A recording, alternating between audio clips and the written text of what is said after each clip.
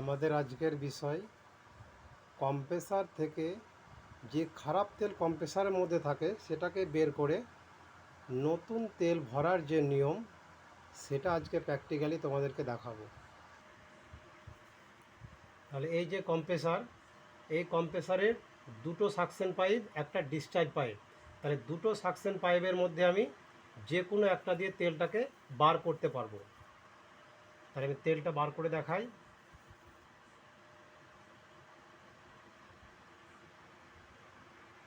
এই যে তেলটা বেরোচ্ছে, সুন্দর করে তেল বেরোচ্ছে। তেলটা খারাপ বিশেষ হয়নি, তেলটা মোটামুটি ভালোই আছে। তাহলে এতে 250 গ্রাম মতন তেল থাকে।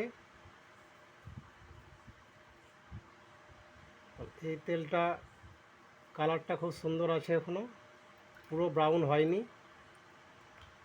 তাহলে এখানে আমি ঝাঁকিয়ে ঝাঁকিয়ে তেলটাকে পুরো ক্লিয়ার করতে পারবো।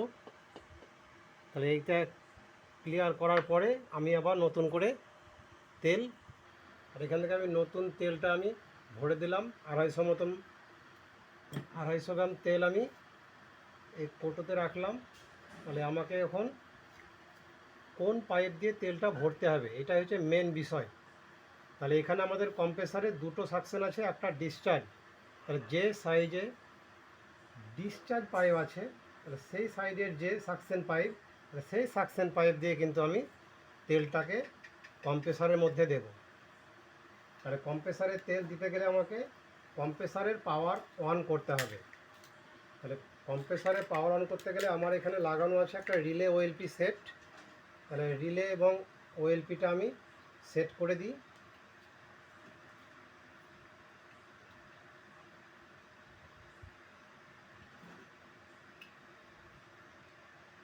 তাহলে রিলে এবং ওএলপি সেট করে দেওয়ার পরে আমি একটা পাওয়ার কর্ডে, এদিকে দেখাও, পাওয়ার কর্ডে আমি একে কানেক্ট করলাম।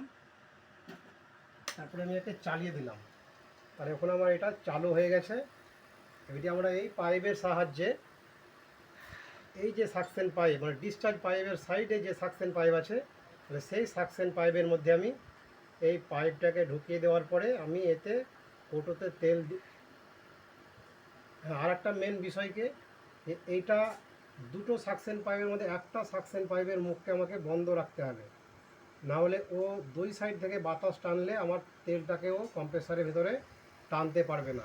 আর আমি একটা সাইড মুখটাকে আমি লক করে দিলাম এবং অন্য সাইডের সাকশন পাইপের সঙ্গে আমি বোতলে কানেক্ট করলাম এবং আমার তেলটা খুব সুন্দরভাবে চলে যাচ্ছে। আপনারা দেখুন সুন্দরভাবে তেল যাচ্ছে। আর এই তেলটা যেতে আমার টাইম লাগতে পারে 15 থেকে 20 সেকেন্ড।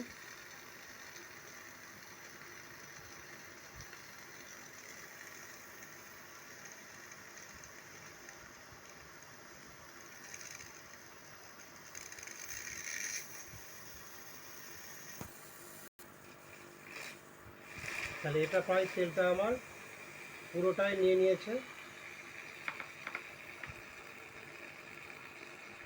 দেখুন পুরো তেলটা 250 গ্রাম তেল আমি কম্প্রেসারের মধ্যে দিয়ে দিলাম। তাহলে এইভাবে আপনারা কম্প্রেসার থেকে পুরাতন তেল বের করে নতুন তেল আপনি ভরতে পারবেন। তাহলে এই ভিডিওটা যদি সুন্দর হয়ে থাকে, আপনারা যদি মনে করেন যে এই ভিডিওটা থেকে আপনাদের একটু উপকার হয়ে থাকে, তাহলে অবশ্যই লাইক করবেন এবং চ্যানেলটাকে সাবস্ক্রাইব করতে ভুলবেন না।